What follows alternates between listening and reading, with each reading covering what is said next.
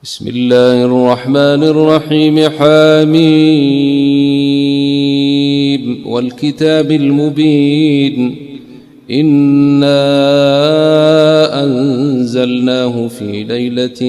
مباركة إنا كنا منذرين السلام عليكم ورحمة الله تعالى وبركاته mbokk jullit yi asalaamaaleykum mbokk téléspectateur Ila Hira fii seen émission TFM religion ñi ngi am kontaante gu matale ngir bokk ak yéen ay jataay yoo xamante ni dañuy séddoo partage li nga xamante ni moom mooy waxu borom bi subhanahu wa taala. gis ngeen ni émission bi weesoo ñi ngeen doon junju oustaz mi ngi doon wax si al infaq fi sabilillah wala al infaq d'une manière générale moom mooy dépense ci yoonu yàlla ñu diggoon leen tey dañuy wax ci benn application ci dépense application ci génne alal application bi ñu tànn nag ñi ko doon junj keroog mooy az-zakat zakat mooy génne asaka Cheikh Tahir Fall bu Pire ñu ngi nuyu waa Pire yëpp az-zakat nanu nar a waxtaane moom lañu déggoon penc mi lan mooy az-zakat ci islam. waaw asalaamaaleykum wa rahmatullahi wa barakatuhu Haaj Biram ñi ngi am mbégte ñëwaat ci seen émission Ila Hira di yëg ni ñu ngi koy topp bu baax a baax di gërëm bu baax a baax bokk yëpp ak kilifa yi joxe seen xalaat ci WhatsApp beeg kii bi ñu ngi koy jariñoo bu baax a baax. voilà am mbégte nag dellu siwaat ak yéen dugg ci biir xunt mi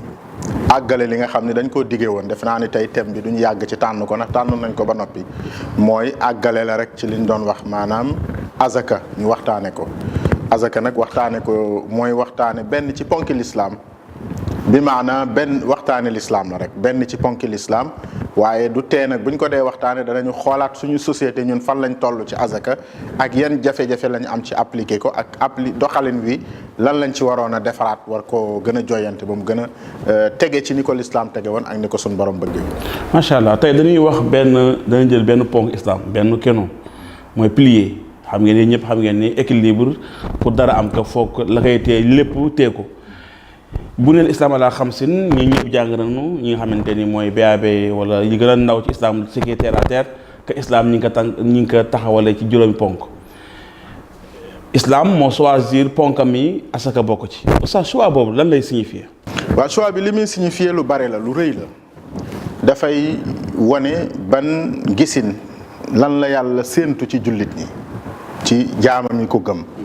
li yàlla séentu ci jaamam yi ko gëm mooy ñu gëm ko wéetal ko am pas-pas bu wóor ci moom di ko jaamu waaye dominer àddina bi yor àddina bi ba di ko joxe di ko dimbali waaye àddina du leen dimbali maanaam yàlla daf ni nga joxe azaka waaye waxul nga dem jëli azaka l'islam diine joo xam ne li mu lay njëkk a farata bi mu lay njëkk a sant mooy nga jokkook sa borom ñaareelu farata bi mooy nga dimbali sa nawle kon jokkook sa borom dimbali sa nawle jokkook sa borom yaa ngi ciy jëlee lépp lu baax bépp jikko bépp xalaat bépp gisin bépp jàngale bu rafet boo xam suñu borom jox na la ko boo ca noppee ba noppi nag nga dellu ci société bi di nit comme nit ñi compétir wuti comme ñëpp am ba ëppale leen waaye dimbali ñi nga xam ne yaa leen ëppale mais doo ëppale nit sukkandiku ci ëppale googu di ko noggutu donc loolu mooy dégginu azakat boo xoolee baat bi nag li muy firi te bëgguñu woon suñu émission du demee noonu di trop académique dugg ci détail yooyu mais boo cofee baat bi tuuti rek da nga ca xamaale njariñu azaka zakat mooy luy sellal loo xam ne dafay sellal alal jim jóge waaye dafay laabal ki ko joxe ndax ki ko joxe dafa am benn reen bu nekk ci biir xolam bu baaxul bu ñu war a buddi reen boobu mooy reenu nay reenu ñàkk a joxe reenu égoïsme reenu fuuyu maanaam am ba pare beroog la nga am reen boobu la ñu bëgg buddi ci biir nit ki jëmbat ci moom reenu bëgg a joxe partage ak yërmande ak dimbali. kon mooy firi alxuraan bi xuz min amwaalihim sadaqatan tutahhiruhum wa tuzakkihim biha. macha allah. Oustaz kon asaka expliqué nga un peu tu ne veux pas être académique mais comprendre nañ ko. mais lan mooy rôle am donc. loolu lan la. asaka lan mooy rôle am. asaka rôle am leer na Haaj Biram ndax asaka budul woon ti wàcc gu mu wàcc ci kaw suuf nit waroon a xalaat ban système la ñu war a tëral pour équilibre am ci diggante ñi ñàkk ak ñi am parce que ñi ñàkk bët bi ñuy xool ñi am toujours mooy bëtu njéppi bëtu mbañeel ñi am itam mën nañoo xool ñi ñàkk bëtu xeebeel yàlla ni man maay fuqar ñi waxul yonent bi sallallahu alayhi wasallam ne laajal azaka de yëpp dañu laajal gaañi bu ñu mënee ñu def ko mais azaka daf ni jëlal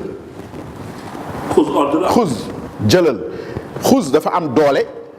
dafay ànd ak doole, dafay ànd ak autorité, dafay ànd ak sañ-sañ. yonent bi yàlla daf ni ko jëlal. azaka du ñu toog nit ki di xool ci bànn mais yàlla daf ni yonent bi jëlal ci seen alal. azaka jëlal boobu loolu doole jooju li tax mu ñëw parce que yàlla ñaar ñii daf leen a yërëm ba bu ciy jëfandikoo day jëfandikoo autorité mooy ki war a lekk azaka ak jirim ku ci ne aaya ya wàcc ci ñoom sax dafa écarté sax yonent bi sallallahu alayhi wasallam ni man maa ko indi faridatan min allah wallahu alimun hakim faridatan min allah ca jeexitalu aayay jirim ya ca suratu nisa baatu farida boobu li muy firi mooy yàlla moo ko tëral te kenn du ko dindi. Très bien. Macha Allah. Donc mbokk yi tey on va parler de zakat, de l'aumône ci l'islam. Donc on va parler li nga xamante ne moom mooy asaka ci islam. Bon, bien sûr asaka ci islam tu me diras islam nag moom asaka on a fait exprès de répéter les termes pour montrer que islam dafa créer ay solutions yu pertinentes pour nit ki du nekk ci li nga xamante ne moom mooy ñàkk. ba yàlla wane te rarement la koy def wane autorité am parce que yàlla santal ko am yërmande la mais yàlla ci ordre bi mu bëgg àdduna mel que dafay créer ce qu'on appelle le leader en tant qu'autorité. yàlla Yonent sallam mi ngi koy jàngal li nga xamante ni moom mooy xaw a tuuti nit ñi ma voilà donc am na xarit yu bëri si ñëw oustaz dinañ jàngal dinañ si ñëw mais oustaz bu ñu duggee ci biir thème bi gis nañ ni joxe bi nga xamante ne mooy joxe ci yoonu yàlla parce que mu nekk benn exemple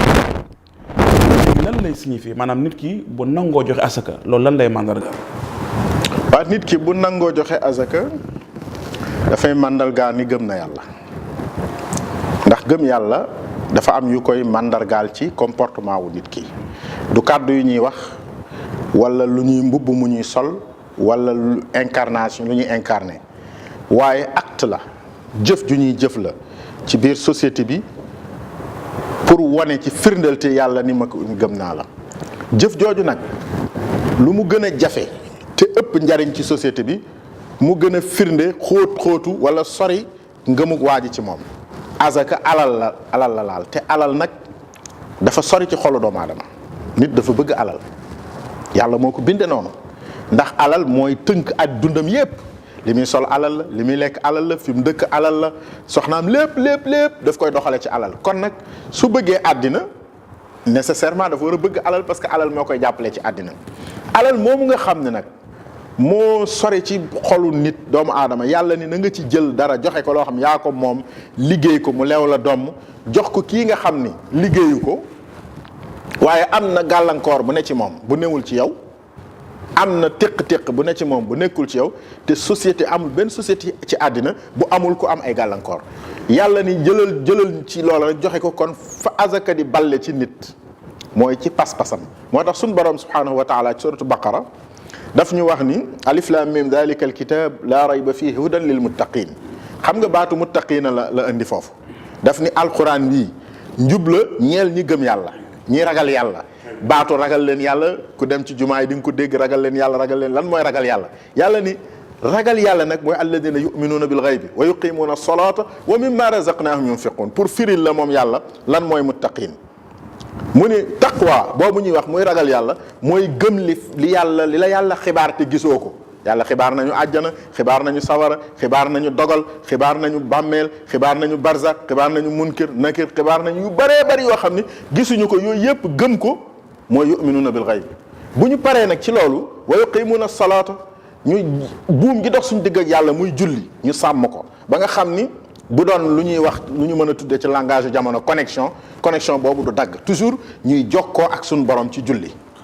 buñ paree ci loolu nag jokkoo bi bala mu wir nekk lu am njariñ te dellu si nekk luy firndeel de ngëm dëgg wa mimma razaqnahum yunfiqun foofu laa jëmoon li ma leen wërsëgal ñu cay dépenser di ca joxe azaka wax naa la tàmbali bi mooy joxe dépenser ci ñi nga xam ne da laa war seen dimbali comme say wéyjur comme say soxna comme say doom comme ñi nga xam ne dañoo sës ci yow seen dund war la loolu dépense foofa lay tàmbali su fekkee loola mat na nga denc alal mu des ca ngay joxe azaka azaka nag doo ko jox kenn ci ñooñu nga war a dimbal yaa ngi koy jox koo xam ni mu ngi fii ci dëkk bi di jullit ni yow waaye amut li nga am te mënu koo am nga yëkkati jox ko. bien Oustaz ma tey laaj la benn question fekk seetlu nañu li ëpp ci muharram wala tamxarit la gars yi di génne asaka en disant que moom mooy tombeek weer bu njëkk ci jullit yi loolu c'est islamique ou bien c'est correct ban analyse nga ciy def. waaw loolu aada la bu yàgg jullit ñi dañu amoon civilisation umma bi am ñu muharram nekk seen weer wu njëkk ci at mi ñuy daan natt lépp. moo taxoon ñu ci daan natt azaka yi su jamono demee itam ba ñuy natt ci leneen parce que xam nga lu tax loolu mooy année économique est-ce que année économique bi mi ngi jeex ci muharram parce que société boo ko yoree day am fisc am ay impôt yoo xam da nga ko ci def te yooyu ñoom ñi ngi ko séqal ñi ngi koy natt ci mois de décembre. kon su fekkee yow bëgg ngaa natt ci luñ nattul day am juyoo foofu te amul benn exigence nag boo xam ni ci fiqh da lay wax ni ci weer sàngam nga war a joxe azaka fiqh li ñuy jàng mooy waxaala alayhi al xawlu baat boobu boo ko tëyee moom la ñu indi waxaala maanaam alal ji na mat nisaab tey moo war a toll ci 500000 bu manqué tuuti arrondir ko 500000 francs boo denc ren ba déwén. te soxla woo ko. ren ba déwén waaw jëloo ko yaa ngi ko denc comme denc ko kay mooy soxla woo ko boo ko soxla woon doo ko denc nga denc ko ren ba déwén ba noppi waxaala alayhi al xawlu fukki weer ak ñaar fekk ko fa bu ko fa fukki weer ak ñaar fekkee mooy xaala alayhi al xawlu kon matuk at mi la ñuy wax mais at mi fan lay tàmbalee loolu vraiment nekkul masala mu soxar moo xam ni dañ naan nit ki mënta joxe azaka ci décembre mën na ko joxe ci décembre su fekkee calculam ak ñami liggéeyam ak fiscam ak yooyu yëpp ci mois de décembre la koy mën a def loolu sax moo tax ñu choisir période bi di ci wax azaka su fekkee ci période boobu la mën a choisir yi muy def yëpp parce que administration ba ko wër ci lay calculer ci mois boobu la mën a def li muy def pour mën a joxe azaka. macha allah mais oustaz asaka yaa ngi doon insister exigence bi ci islam wax wala bi ci alquran wax maanaam xuz min amwalihim boobu na nga jël seen alal mais il paraît que yaa ngi ci insister que asaka yàlla moom moo ko jox maanaam moo choisir ñan ko war a jox donc ñooñu yàlla choisir ñan la. waaw ki ko war a joxe jëkk mooy jullit bu mu nekk ci àddina. bu mu nekk ci àddina. jullit bu mën a nekk dafa war a joxe azaka bu ko amul dafa war a wuti liggéey ba mën a joxe azaka moo tax mu nekk ponk ci lislaam bu ñu waxee ponk mooy loo xam ni mënta ñàkk ca loola. mais islam dugg ci benn borom ndox kon islam kon dafa inciter nit ñi ñam alal. waaw loolay firi lislaam dafa séentu ci bépp jullit. mu am alal dundal njabootam dundal boppam am dignitéem bay joxe azaka loolu moo tax mu jël azaka boole ko ci faratay l'islam boole ko ci ponki l'islam boobu ngay njëkk a wax li tax ma bañ laa tontu directement parce que ñenn ñi nañ ma ko baal ñu sant Jaañ ak ñooñu dañoo xaw a bëgg lu yomb jàpp ni daal toujours da ngay ranger wu ci ñu war a jox te ñi ñu war a jox exception la war a nekk ci société. ndax ki feebar mënta liggéey kii jirim yooyu ay exception la war a nekk ki nekk faqir warul nekk règle générale boo xam ne ñëpp dañuy rangé wu ci fuqara wal masakin wala amilina alayha déedéet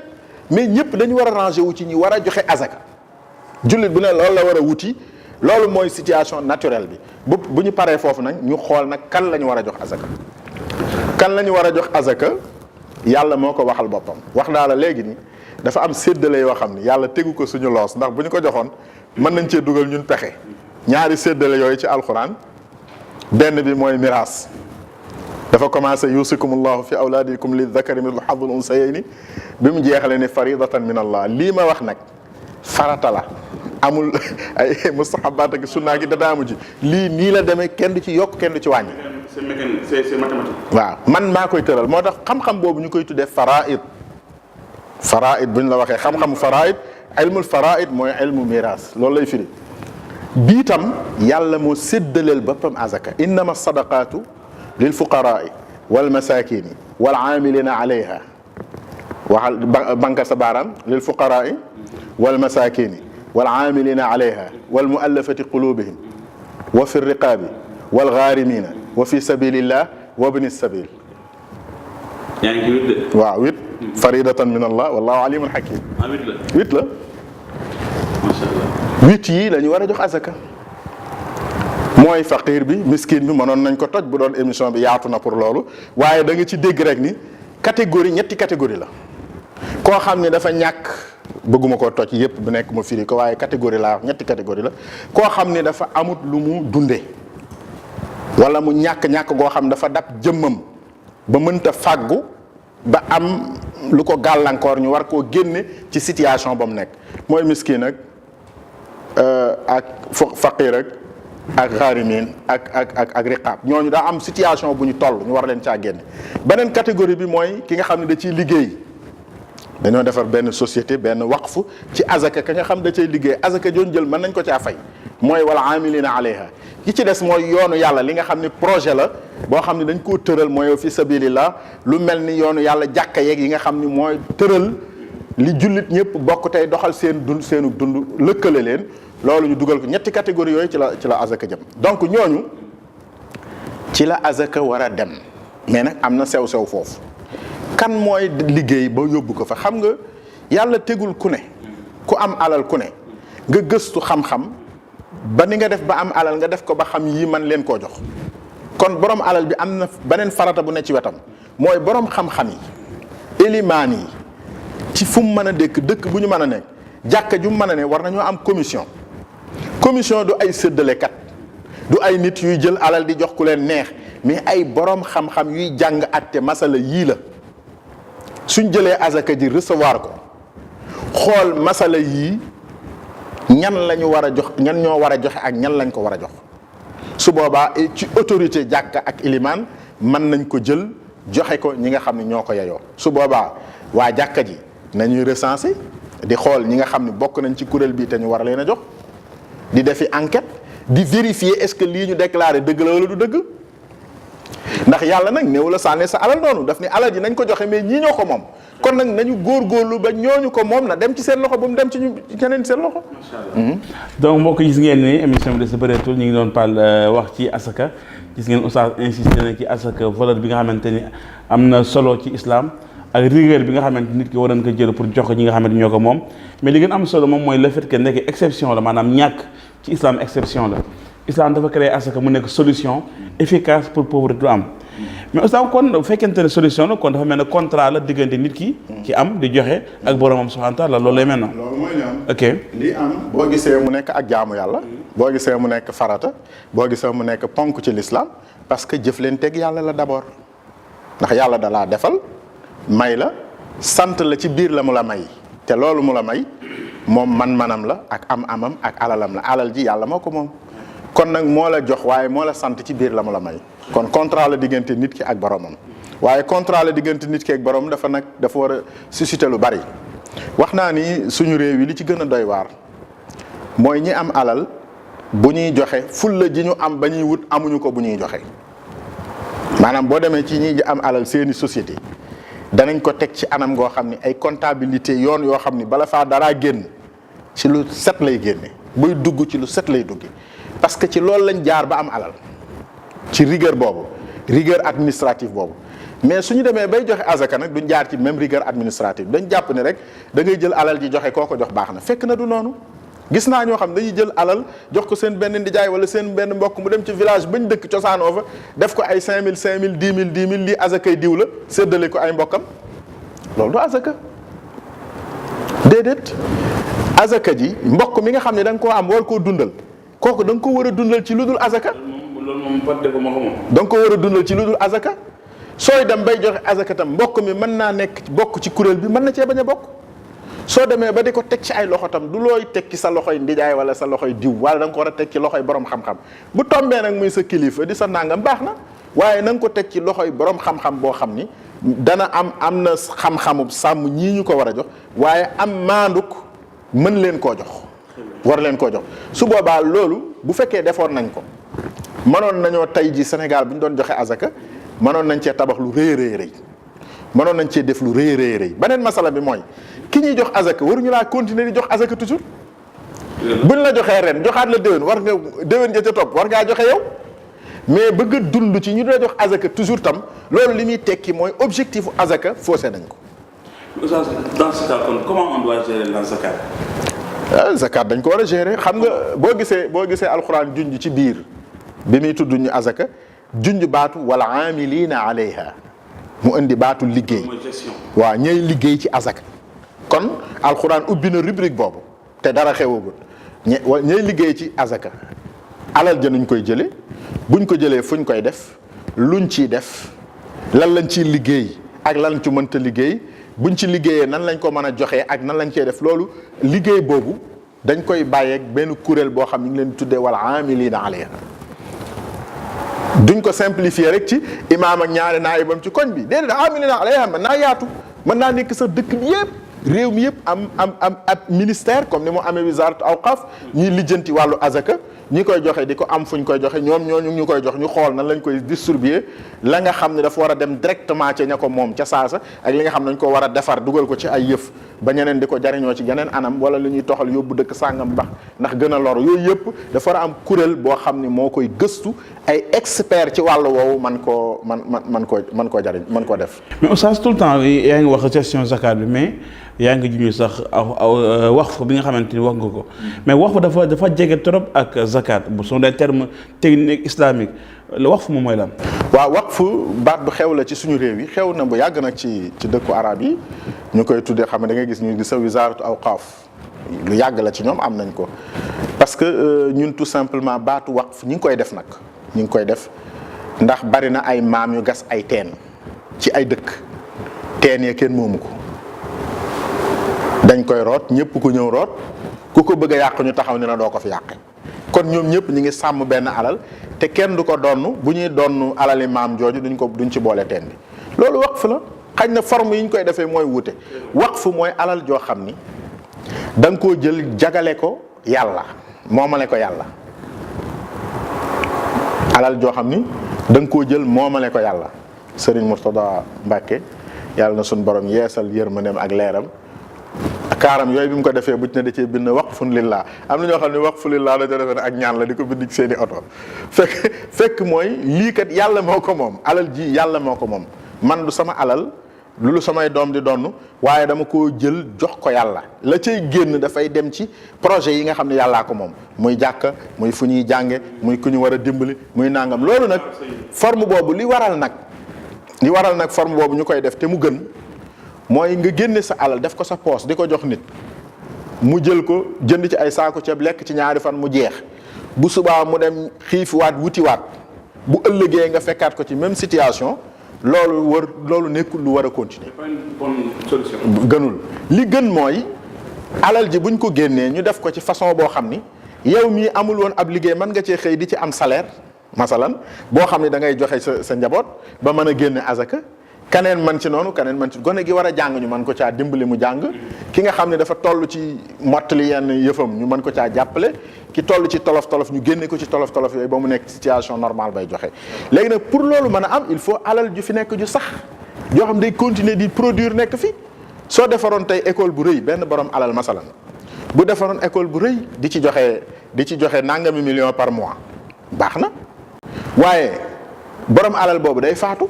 alalam jooju mën naa xëy benn bis mu wàññeeku loolu muy def mën naa xëy benn bis dootu ko mënati te soxla soosu day continuer di fi nekk su jëloon nag million yooyu dem tabax benn immeuble masalan damay joxe misaal rek ni immeuble bi dama koy tabax jox ko benn société bi nangam lay tudd la ñuy liggéey bëgguma ci benn bénéfice damaa bëgg ñu luye ko ña fay liggéey ña fa dëkk di fay lu ñuy fay ñu jël loolu di ko dundale école bii di ko fayee jàngalekat yee immeuble boobu mën naa dem nangami at 50 ans ñaata immeuble ñoo nekk Dakar mën a continuer diir bu yàgg di fay ay œuvre suñ demee ba mu bees wala ñu dem ba alal jooju ëpp la ñu tabaxaat ci leneen ba nga xam ni loolu dafay nekk lu continuer di sax loolu mooy esprit wu waqf am na nag ñu ko jàng bu baax ci wàllu banque muy système bu baax bu am solo mais lu l'islam indi lu am njariñ loo xam ni war nañ ko gën a introduire surtout fii ci Sénégal ci daara yi ci jamono bii ñu toll. Très bien. waaw donc je vois que oustaz émission bi ngi jeex ñu ngi wax ci asaka te je pense que loolu mooy pertinence émission bi tànn benn thème pour attirer attention mais pour itam wut ay solution donc asaka day ñëw pour nit ñi génn ci pauvreté mais aussi ñi nga xamante ne am nañ alal ju bëre mais amaan na beneen maanaam solution bu efficace quelqu'un qui est milliardaire mu génne asakaam mais